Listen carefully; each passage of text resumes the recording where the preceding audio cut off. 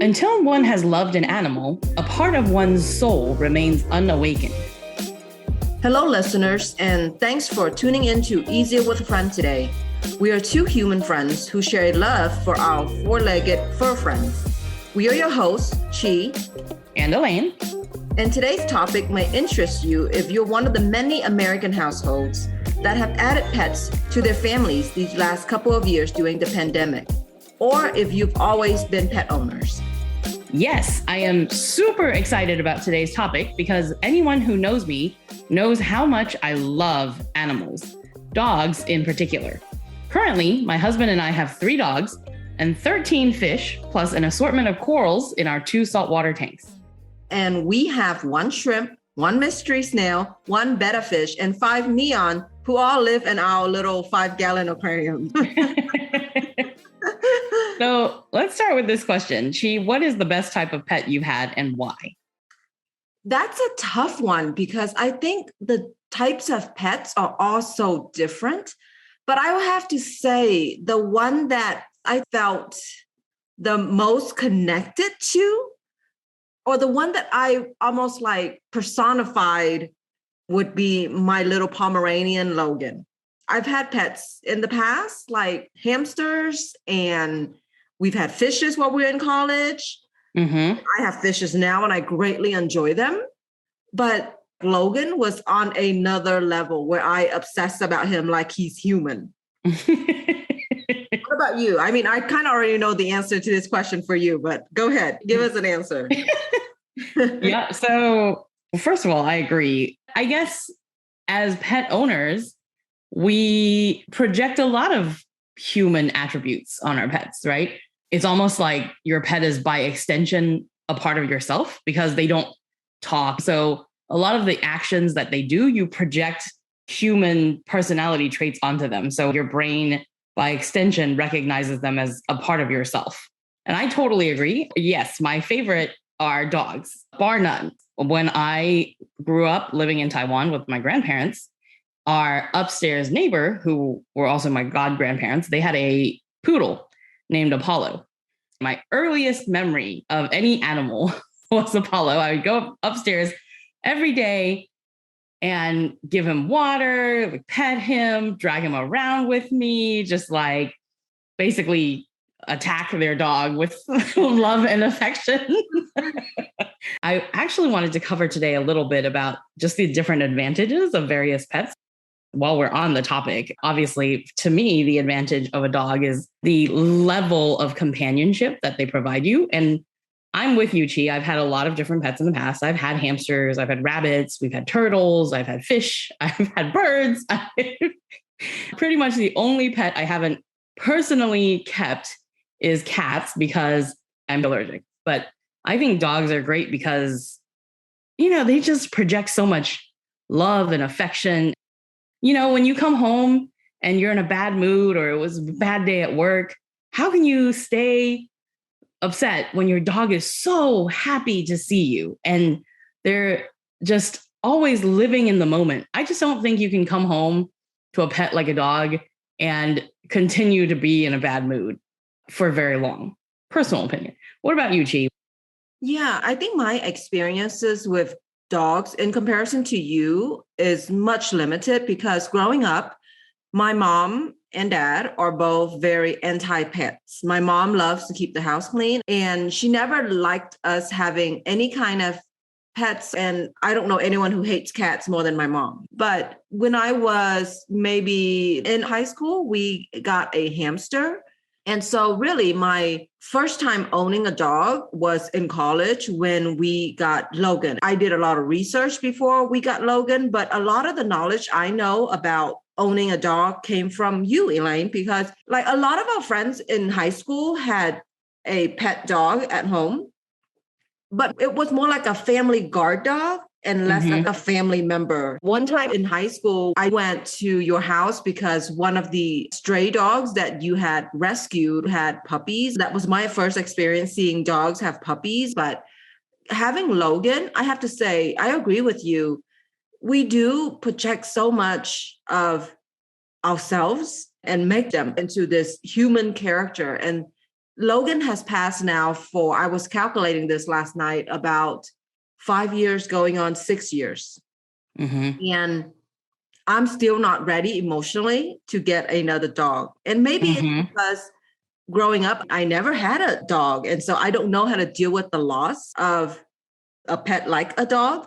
But he has a personality that my husband and I had developed for him in the time that we had him. And that personality lives on. We still do our Logan voices when we refer to him, or, oh, this would be a joke Logan would make, as if he made the jokes, right? As if him personally who made those jokes.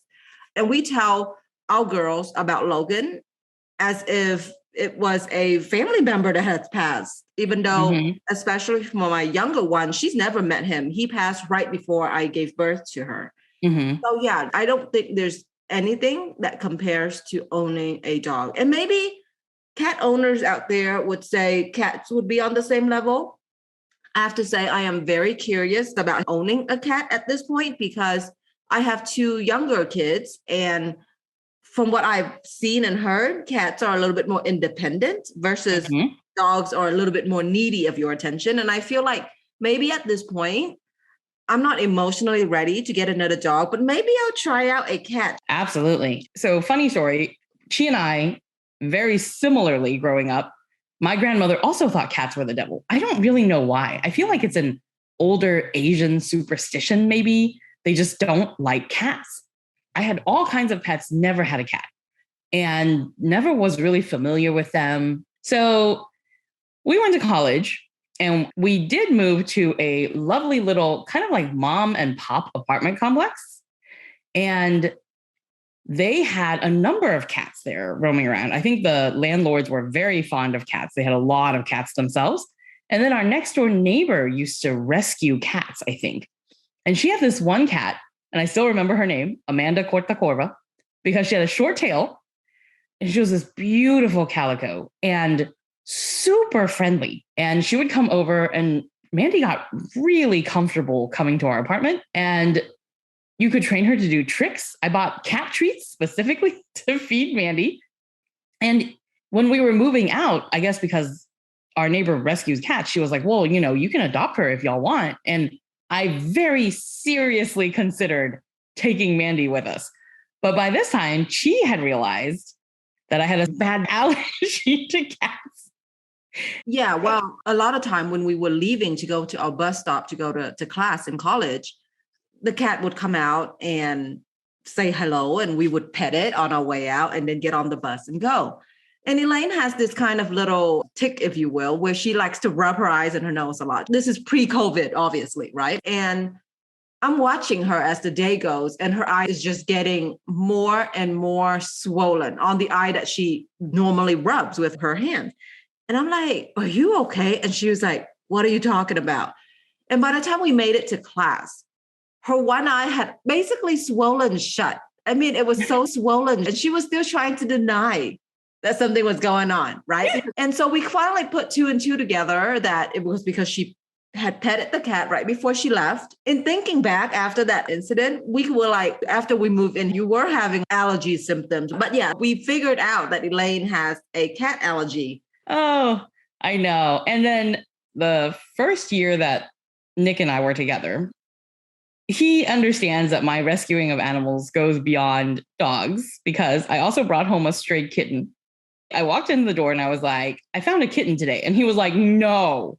And I was like, well, I mean, it's a kitten. I can't just leave it outside. It's going to die. And he was like, you're allergic. What are we going to do with this kitten? And I was like, well, we'll find a home for it. And he was like, where? When? He literally put his foot down and said, okay, the kitten can have 2 weeks. And I was like, fine. Fortunately, we found the kitten a lovely home with our friends. And so that story has a happy ending. I think the advantages of having a cat are definitely the independence, but I feel like they provide kind of that similar level of companionship that a dog does. And I really think it just comes down to a personality thing, like whether or not you love dogs or you love cats kind of depends on what you yourself are looking for in a pet companion. And you have a new fish tank. What made you choose the fish this time? Well, I think my choice has a lot to do with, first of all, having young kids that already needed a lot of my attention. I thought it was a good introduction for them to learn about pet ownership. Mm-hmm. And it's something that I can help them with, something that's kind of contained and easy to maintain, but still teaches them a sense of responsibilities when it comes to owning a pet. And right now, for my family situation and our needs, the fish tank has been perfect. I mean, we have had so many hours of just sitting in front of the fish tank and studying it, talking about it, discussing it. They help me clean it. They feed it. It's their job every day when they come home from school to feed the fishes. We just have so much fun with the fish tank. But for me personally, there's something so peaceful about sitting in front of your fish tank and just watching them swim around and watching the water. I've just really find it to be so meditating and peaceful and calming. When I do get a moment, I like to just sit for a little bit with my cup of tea in front of the fish tank, and it helps calm me, and it's so relaxing. I don't know if it's true for all fish pet owners, but for me, the tank has been such a good meditating place. Yeah, I definitely agree. I think our fish tank has really provided just an additional level of, it's almost like home decoration and pet. You learn that even fish can learn or have personalities. So I think it's definitely a pet that you can really attune to whatever your needs are in terms of husbandry of taking care of your pet. You can adjust how big a fish tank you want, right? There's also kind of automated things you can add to your fish tank. Like you can add automatic feeders. And then just really kind of quickly to run through the gamut of other pets. Chi, you've kept a hamster before. What was your favorite thing about your hamster?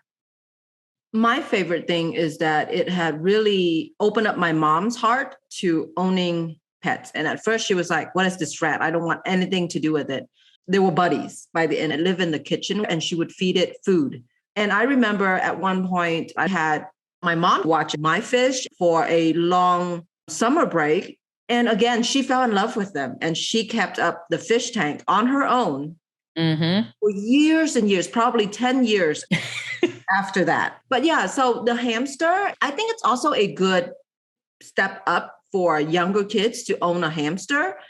I can imagine where if my girls were a little bit older, they could begin to really fully be able to take care of a pet on their own. I definitely agree. I think also they make so many fun different habitats for hamsters these days. You can build a really big habitat with all these tubes and watch your hamster crawl through them and play on different toys. And I think it's a great, not just an introductory pet. I think some adults enjoy having them as pets. And again, I think it's one of those ones where maybe you're not a fish person, you just don't think they're quite interactive enough, but you want something that you can hold and you can pet. My hamster actually was my very first like furry pet growing up. I think I was 8 when I got my hamster. I was extremely attached to my hamster. Her name was Snowball. She was a white hamster. I was not very original with names, but she was wonderful. She was very gentle. She was very, very interactive. I was extremely sad when Snowball passed away. But I actually think that even though hamsters live very short lives, they're great for kids, like you said, to learn responsibility, to learn what it is to love an animal and care for them. And also a little bit to learn about loss, right? Because I think all types of learning experiences are important. And same kind of for rabbits. Like those are the kinds of pets where it's just a little bit easier on the care scale, but you still get a level of interaction. And rabbits, you can actually train to go in a sandbox or to go use the restroom in their crate or whatever, and they can actually learn to be free roaming at home. I don't personally have a ton of experience with reptiles, but my husband used to keep a pet alligator, which he's lucky to be alive because he caught it in the lake himself not even thinking about mother alligators. And of course, this was like Texas in the 80s. I'm sure he might have broken some law. I hope the statute of limitations is over on that by now. I guess for me, reptiles don't have the same attraction because I prefer furry pets, but I also had a coworker who kept snakes, and that was just his preference for pets. He really didn't like all the fur and all the hair. So I think just different strokes for different folks in terms of pets. I also really love birds. I've always kind of wanted to get one, but the great thing about birds and the negative thing about birds is that they live a very, very long time. I think before you get a bird, you really need to find out about how long the lifespan of that animal is, because some birds can live 60 plus years. So that is a lifelong commitment that you're making to the bird. All just different sorts of considerations. But I think in the spirit of our podcast, what I really love about pets is that they really are the best kind of friends that you can have for yourself.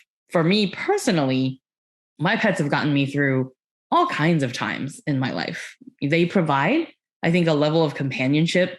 When you're sad, when you're mad, when you're feeling lonely, your pet is always there for you. So I really love how they provide that level of friendship and companionship.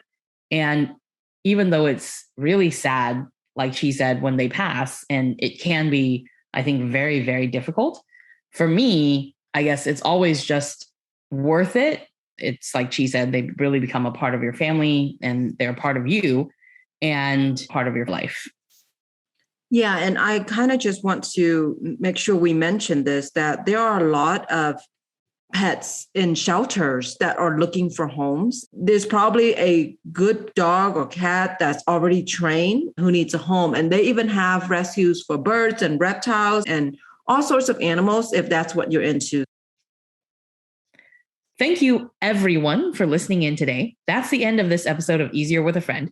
If you've enjoyed today's episode, we'd love for you to take a minute to really connect with your pet and enjoy the companionship they've brought to your life. Remember to subscribe to the podcast so you won't miss any new episodes. Follow us on Instagram at Easier with a Friend, on our Facebook page, Easier with a Friend, or email us at easierwithafriend@gmail.com. Check our website, easierwithafriend.com, for today's transcript.